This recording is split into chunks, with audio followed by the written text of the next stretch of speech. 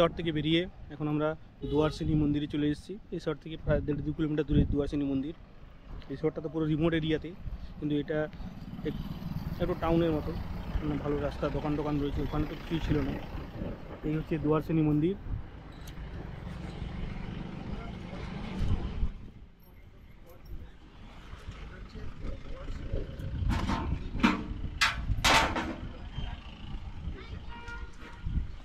রাস্তা ভারী কিন্তু এই মন্দিরটা দেখো।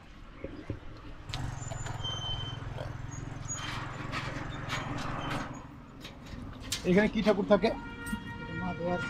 মা দুয়ারসিনী। আচ্ছা, পুজো কি মাসে হয় এটা? পূজা প্রতিদিন মায়ের বড় পূজা হচ্ছে মকর সংক্রান্তি। আচ্ছা, প্রতিদিন মকর সংক্রান্তিতে পুজো হয়। বড় পূজা পাথরের তো? হ্যাঁ, শিলামূর্তি। আচ্ছা, শিলামূর্তি দেখছো পাথরের।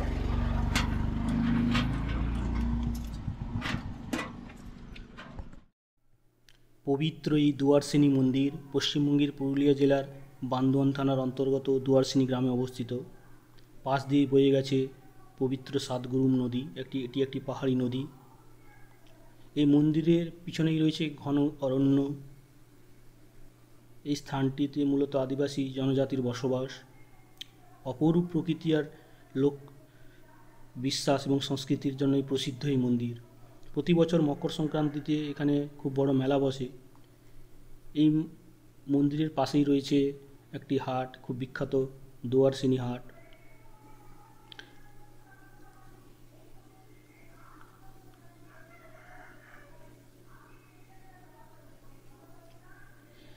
এই মন্দিরটি খুব সহজেই ঘাটশিলা থেকে পৌঁছানো যায়। ঘাটশিলা থেকে প্রায় গাড়ি বা অটো টোটো করে খুব সহজেই এই দুয়ারসিনী মন্দিরে এসে পৌঁছানো যায়। 15 থেকে 20 কিলোমিটার মতো দূরত্ব।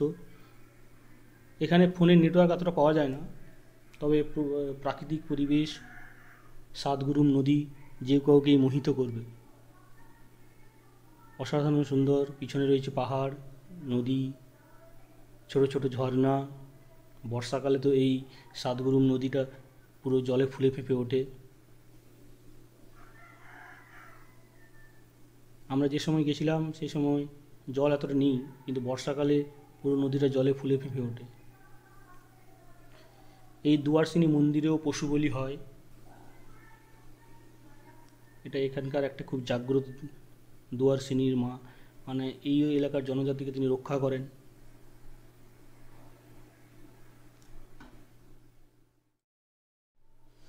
যারা পরবর্তীকালে দুয়ারসিনী আসার প্ল্যান করছো, দুয়ারসিনী, বান্দোয়ান, পুরুলিয়া সমস্ত জায়গাগুলি, এটা শীতকালে একটা খুব সুন্দর ট্যুর হতে পারে, বিশেষ করে কলকাতা থেকে উইকেন্ডে। খুব ভালো লাগবে। দুয়ারসিনীতে অনেক ভালো ভালো রিসর্ট রয়েছে পুরো ডিপ ফরেস্টের ভিতরে। লোকালয় তো অনেকটা ভিতরে, যেটা আমরা যেমন একটা ছিলাম, সূর্যানি বলে একটা রিসর্ট আছে ওখানে। এই রিসর্টগুলি খুবই সুন্দর, চারিদিকে পাহাড়ে ঘেরা, গভীর জঙ্গলের ভিতরে। এখানে যারা পরবর্তীকালে আসবে তারা দুয়ারসিনী, ওদিকে রয়েছে রঙ্কিনী মন্দির, গালুডি, দলমা পাহাড়, এই সমস্ত জায়গাগুলো এখানে 2 দিন থেকে খুব সুন্দর উইকেন্ডে ঘুরে যাওয়া যেতে পারে। এই জায়গাটা তো খুবই সুন্দর এবং ভালো লাগবে শীতকালে। বিশেষ গরমকালে এখানে একটু গরম থাকে, শীতকালটা এখানে সব থেকে ঘোরার উপযুক্ত। এখান থেকে পুরুলিয়ার বিভিন্ন জায়গায়ও ঘোরা যেতে পারে। পুরুলিয়া শহর এখান থেকে বেশি দূরে নয়। এই মন্দিরে প্রত্যেক দিনই নিত্য পুজো হয়। আজকে আমরা যখন গেছিলাম তখন নিত্য পুজো হচ্ছিল। এখানে পাঁঠা বলিও হয়। এলাকার মানুষ নিত্যই এখানে পুজো দিতে আসেন। খুব ভালো লাগবে এখানে।